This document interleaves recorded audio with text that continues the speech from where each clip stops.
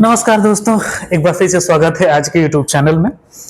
इसके पहले हमने कई सारे कॉन्सेप्ट पे बातचीत किए हैं और कई सारे वीडियोस भी हमने अपलोड किया जो ग्रामेटिकल्स रहा है, कम्युनिकेशन को लेकर के रहा है। और पूरी कोशिश हमारी रही है, मेरी टीम की, कि हम ऐसे कॉन्सेप्ट को रखें आपके सामने कि चाहे बोलने की बात है यानी कि कम्युनिकेशन की बात है, या ग्रामर की बात है, या कॉम्पिटिटिव लेवल पे कोई ऐसे कॉन्सेप्ट हो जिसमें आपको प्रॉब्लम फील ना करना पड़े। तो इस हिसाब से हम बातों को रखने की पूरी कोशिश करते हैं। बहुत सारे प्लान्स के बाद फिर हमें लगा कि एक ग्रामेटिकल सेशन स्टार्ट किया जाए, जबकि अब देख पा रहे हैं कि चैनल का नाम है प्लेटफॉर्म, इंग्लिश प्लेटफॉर्म। तो जब इंग्लिश प्लेटफॉर्म की बातचीत हम लोग कर रहे हैं तो हमारी पूरी कोशिश होनी चाहिए कि इंग्लिश प्लेटफॉर्म में हम ऐसे उन पॉइंट को रखें जो आपके, मान के चलिए कि चाहे आप कॉम्पिटिटिव एग्जाम में TGT level, PGT level, CDS की तैयारी करते हैं आप, या हाल ही में अभी आपने देखा कि बहुत सारे एग्जाम्स हुए थे, उसमें इन सब चीजों का इस्तेमाल किया जाता है। तो बहुत बेसिक से हम पूरी हमारी टीम की पूरी कोशिश है कि क्लासेस को जब हम लोग रिकवर करें तो बिल्कुल बेसिक से रिकवर करें। आप देख पा रहे हैं यहाँ पे मैंने मेंशन किया हुआ है फिगर ऑफ स्पीच। तो स्टार्ट करेंगे हम लोग फिगर ऑफ स्पीच से लेकर के। तो सबसे पहले लेट मी क्लियर यू कि एक तो आपका होता है फिगर ऑफ स्पीच और एक आपका होता है पार्ट्स ऑफ स्पीच। तो फिगर ऑफ स्पीच और पार्ट्स ऑफ स्पीच, अब चूंकि पार्ट्स ऑफ स्पीच आपने पहले भी देखा होगा, उसमें जहां से आपका noun, pronoun, verb, adverb, injection, interjection वगैरह, ये सब बहुत सब ऐसे स्टार्ट होते हैं। सॉरी, गलती से इंजेक्शन निकल गया, इंटरजेक्शन वगैरह सब ऐसे होते हैं। वो तो अपना एक अलग उनका हिसाब किताब होता है। लेकिन फिगर ऑफ स्पीच सबसे पहले देखें, यहाँ पे डिफाइन किया हुआ है। ये जो मैंने लिखा है ये पत्थर की लकीर नहीं है कि बिल्कुल यही एक डिक्टो डेफिनेशन ये होनी चाहिए। सबके अपने अपने तरीके होते हैं।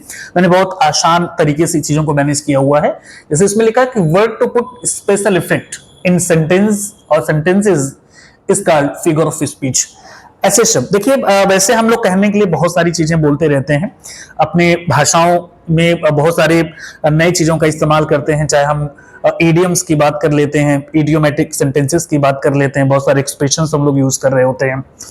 हम चाहें तो किसी भी सेंटेंस को ऐसे नॉर्मली रख सकते हैं, लेकिन कभी कभी ऐसा होता है कि एक रीडर्स का या कम्युनिकेटर्स का एक स्पेशल अटेंशन पाने के लिए हम पूरी कोशिश करते हैं कि अपने सेंटेंस को इस लहजे में रखें, इस तरीके से रखें कि सामने वाला आपकी बातों से थोड़ा सा एक तरीके से क्या उसको बोलते हैं कि अट्रैक्ट हो जाए और आपकी बातों को लोग ज्यादातर सुने। कौन नहीं चाहता है कि लोग आपकी बातों को ना सुने? सब चाहता है कि आपकी बातों को लोग सुने। लेकिन उसके लिए आपको कुछ स्पेशल ऐसी चीजों को रखना पड़ेगा जिसमें लगे कि हाँ, आपने सेंटेंसेस में कुछ ऐसी चीजें रख दी हैं जिसकी वजह से सेंटेंस बहुत ही अट्रैक्टिव बना हुआ है, बहुत ही इफेक्टफुल बना हुआ है। फिलहाल सबसे पहले कॉन्सेप्ट हमारा होगा सिमिली। आपने सुना होगा, जिसको हम लोग उपमा भी बोलते हैं। शुद्ध हिंदी में लोग इसको बोलते हैं उपमा, अलंकार इसको बोला जाता है। बहुत जमीनी स्तर पे एक एग्जांपल मैं आपको दे दूं।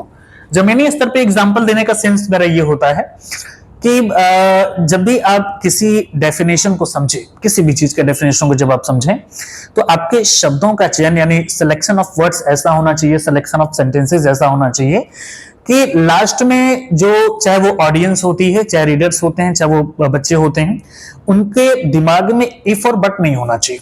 और अगर उनके दिमाग में इफ बट आ रहे तो इसका मतलब ये है कि आपके कॉन्सेप्ट माइंड बॉगलिंग है, बहुत समझ में आया नहीं है और उल जलूल की चीजें हमने मैनेज कर दिया हुआ है। तो मेरी पूरी कोशिश होगी कि मैं एक नटशेल में चीजों को समझाऊं, शॉर्ट में समझाऊं और वो चीजें आपको समझ में बखूबी आ जाएगा। इस वेल, अलंकार का इस्तेमाल हम अपने सेंटेंसेस में क्यों करते हैं? ताकि हमारे सेंटेंसेस अच्छे दिखें। जैसे हमने कई ऐसे एग्जांपल हम लोग लेते हैं कि महिलाएं ज्वेलरी यूज करती हैं, कॉस्मेटिक यूज करती हैं, इसलिए ताकि वो अच्छी दिखें। वही ठीक समझिए कि ये अपने आप में एक तरीके का ऑर्नामेंट्स होते हैं। These all are the ornaments of the sentences, जिनमें से पहले आपका आता है सिमिले। सिमिले को हम दूसरी भाषा में, दूसरे शब्दों में हम समानता भी कह सकते हैं, जहां पे आप एक तरीके से समानता को दिखाते हो। अब इसमें एग्जैक्ट डेफिनेशन जब आप देखोगे तो उसमें लिखा है कि there are two things compared with each others, यानी कि यहाँ पे दो चीजें होती हैं गाइस जो कंपेयर होती हैं विद ईच अदर्स, एक दूसरे से। The words, sorry, using the words like और एज, में यानी एक ऐसी चीज जो दूसरी चीज से कंपेयर की जाती है और उस कंपैरिजन में हम लाइक या एज जैसे वर्डों का इस्तेमाल करके कहीं ना कहीं बोल रहे होते हैं सेंटेंस में। अब इसमें मैंने कई से एग्जांपल्स दिए हुए हैं और एग्जांपल्स मैंने आप लोगों को इसलिए लिखवा दिए हैं ताकि इसी के बेस पे आप और सारे एग्जांपल्स तैयार कर पाओ। जैसे पहला सेंटेंस मैंने लिखा है वीरेंद्र सहवाग। अब वीरेंद्र सहवाग को कौन नहीं जानता है, सारे लोग जानते हैं। लिखा है कि Virender Sehwag used to play like a lion, sorry एक मिस हो गया, like a lion in Indian cricket team. यानी वीरेंद्र सहवाग एक शेर की तरह खेलते थे इंडियन क्रिकेट टीम में, और इस बात को झुटलाया भी नहीं जा सकता है गाइस। अब ध्यान देना, Virender Sehwag was not a lion, वो लॉयन थे नहीं, ही वॉज नॉट रियल में लॉयन वहां पे नहीं थे। उनका कंपैरिजन किया गया है कौन सा वर्ड यूज करके गाइस, लाइक वर्ड को यूज करके किया गया है। एंड किसकी तरह, लॉयन की तरह। मैंने कहा देयर आर टू थिंग्स, ध्यान से देखना guys, there are two things compared. एक तो ये आपके हो गए वीरेंद्र सहवाग, और इनका जो कंपैरिजन किया गया वो किससे किया गया है, लॉयन से कंपैरिजन किया गया। क्या वर्ड यूज करके, लाइक वर्ड यूज करके किया गया है। So Virender Sehwag used to play like a lion in Indian cricket team. Indian cricket team में वो एक लॉयन की तरह खेलते थे गाइस। दूसरा एग्जांपल लिखा हुआ कि he is faithful as a dog. तो आपका पहला कॉन्सेप्ट, मतलब पहला सब्जेक्ट ये है, दूसरा आपका ये यहां पे होता है, एक ऑब्जेक्ट की तरह काम कर रहा है। तो he is faithful as a dog, वो एक कुत्ते की तरह वफादार है। यहाँ पे एक वर्ड मैंने यूज किया है गाइस, एज। वो कुत्ता नहीं, मतलब उसकी वफादारी एक तरीके से कुत्ते की वफादारी से दिखाया गया है गाइस। वो कुत्ता नहीं है गाइस, लेकिन उसकी वफादारी से कहने के एक तरीके से कंपैरिजन किया गया है कि he is faithful as a dog. वो एक कुत्ते की तरह वफादार है ना। कुत्ते जैसे आप उनको कितना भी मार दो ना, धुतकार दो, फिर बाद में पता चलता है कि आप पुचकार करके बुलाते तो फिर वो आ जाते हैं। उसके बाद तीसरा एग्जांपल लिखा हुआ है कि सी वॉज सिंगिंग लाइक कुकू। असल में कुकू मतलब कोयल होता है, आप जानते होंगे, यानी कि वो एक कोयल की तरह गा रही थी। She was not a koel, I mean cuckoo, वो कुकू थी नहीं, वो गा रही थी उसकी तरह। यहाँ पे किसका इस्तेमाल किया गया है, लाइक का इस्तेमाल किया गया है। तो यहाँ पर भी आपने देखा लाइक आया हुआ है, एज का हमने इस्तेमाल किया लाइक का। तो डेफिनेशन क्या कहता है, हमें डेफिनेशन पे ही रखना है इसको, कि जिसमें हम लाइक और एज वर्ड को यूज करके कहीं न कहीं तरीके से सिमिली बनाते हैं, उपमा देते हैं, एक तरीके से उसकी समानता देते हैं गाइस, ये चीजें होती हैं। ऐसे बहुत सारे एग्जांपल्स। देखिए एक बात मैं आपको बता दूं, there are multiple things surrounding us, बहुत सारे रिसोर्सेस हमारे आसपास होते हैं। अगर आप कंपेयर करके या कंपैरेटिवली कॉन्सेप्ट को समझना स्टार्ट करेंगे तो आपको कहीं समझने में कोई प्रॉब्लम नहीं होगी गाइस। ऐसे कई एग्जांपल्स आप ले सकते हैं। जैसे एक मूवी आई थी, अनिल कपूर जी की थी, 1942 लव स्टोरी थी। उसमें एक गाना था, एक लड़की को देखा तो ऐसा लगा जैसे खिलता कमल, जैसा खिलता गुलाब, या बहुत ऐसी चीजें। उसमें देखेंगे आप कई बार वर्ड, जैसे वर्ड का यूज किया गया है, जैसे उजली किरण, जैसे बन में हिरन, जैसे मंदिर में जलता हो एक दिया, ऐसे इस्तेमाल किया गया। तो अब वो जितने भी वर्ड हैं उस लड़की से कंपेयर किया गया गाइस, है ना।